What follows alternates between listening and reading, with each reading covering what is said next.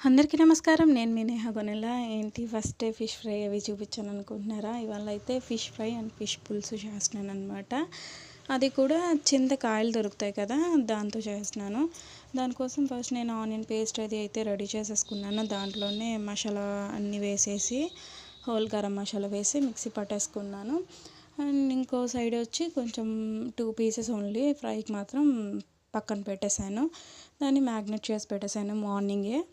And ఇప్పుడు వచ్చేసి oil కొంచెం హీట్ అయిన తర్వాత చాలా తక్కువ మెంతులు యాడ్ చేశాను. అవి కొంచెం ఫ్రై అయ్యాక ఒక గ్రీన్ చిల్లీ యాడ్ చేశాను.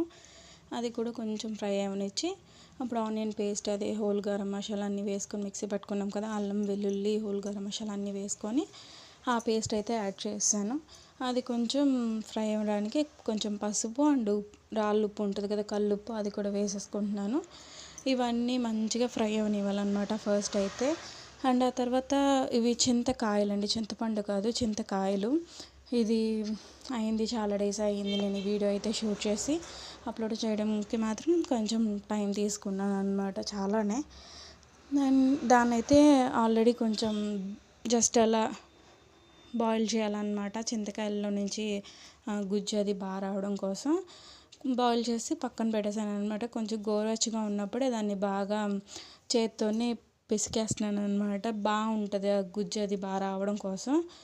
ఆ తర్వాత దీంట్లో కారము, కరివేపాకు అండ్ కొత్తిమీర యాడ్ చేసి మళ్ళీ కొంచెం ఫ్రై చేసుకుంటున్నాను. ఇవన్నీ మంచిగా ఫ్రై అయిపోయిన తర్వాత మనం ఆల్రెడీ వాష్ చేసి పెట్టుకున్నాం కదా ఫిష్, అవి వేసేసుకొని కొంచెం సేపు మంచిగా ముక్కకు మసాలా పట్టే వరకు మగ్గించేసుకోవాలన్నమాట. కొంచెం ఆ మసాలా పట్టేసిన తర్వాత అప్పుడు ఆల్రెడీ మనం తీసి పెట్టుకున్నాం కదా చింతకాయలతో ఆ రసము, దాన్ని కూడా యాడ్ చేసేసుకోవాలన్నమాట. చింతపండుతో చేసే పులుసుకి అండ్ చింతకాయలతో చేసే పులుసుకి చాలా డిఫరెన్స్ అయితే ఉంటుందండి.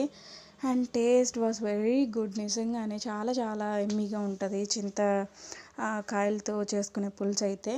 అండ్ సీజనల్ టైంలోనే కదా దొరుకుతుంది ఇది, కాబట్టి మనము ఆ టైంలో చేసుకున్నామంటే చాలా బాగుంటుంది. అండ్ ఇది ఒక సైడ్ అయితే బాయిల్ అవుతూ ఉంటుంది. ఇంక మూత పెట్టేసి పక్కన పెట్టేసాను అనమాట, మొత్తం మిక్స్ అయ్యే వరకు కలిపేసేసి.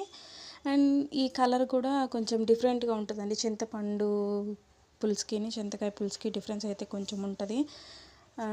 తర్వాత ఆల్రెడీ మనం మ్యారినేట్ చేసి పెట్టేసుకున్నాం కదా, ఆ ఫిష్ని అయితే ఫ్రై చేసేసుకుందాం. తవ మీద కొంచెం ఆయిల్ వేసి ఆల్రెడీ మసాలా అవి పట్టించేసాను కాబట్టి నేను ఫుడ్ కలర్స్ అవి ఏమి యాడ్ చేయట్లేదు. న్యాచురల్గానే ఫ్రై అవుద్దామని వదిలేసాను. ఆ 2 పీసెస్ కూడా మా పిల్లలు పులుసు తినరు కాబట్టి ఫ్రై చేస్తున్నాను. అండ్ ఇవైతే మంచిగా లో ఫ్లేమ్లోనే ఫ్రై చేసుకున్నామంటే చాలా క్రిస్పీగా అండ్ టేస్ట్ వైజ్ చాలా బాగుంటాయి. ఆయిల్లో ఎక్కువ ఆయిల్ వేసి డీప్ ఫ్రై చేయడం కన్నా ఇలా ఫ్రై చేసుకుంటే బెస్ట్ నాకు తెలిసి. అందుకని నేను ఫిష్ పులుసు చేసినప్పుడు కంపల్సరీ ఇట్లా ఫ్రై చేసుకుంటాను, చికెన్ కానీ ఫిష్ కానీ. మీ అందరికీ నచ్చుతుందని అనుకుంటున్నాను, అందరికీ తెలిసే ఉండొచ్చు, బట్ నేను ఎలా చేస్తాను అనేది చూపించాను అనమాట. అండ్ ఈ వీడియో అందరికీ నచ్చుతుంది అని అనుకుంటూ thank you so much for watching.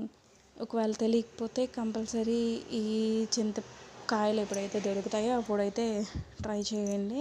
చాలా చాలా చాలా బాగుంటుంది నార్మల్ చేపల పులుసు కన్నా కూడా. Once again thank you so much for watching.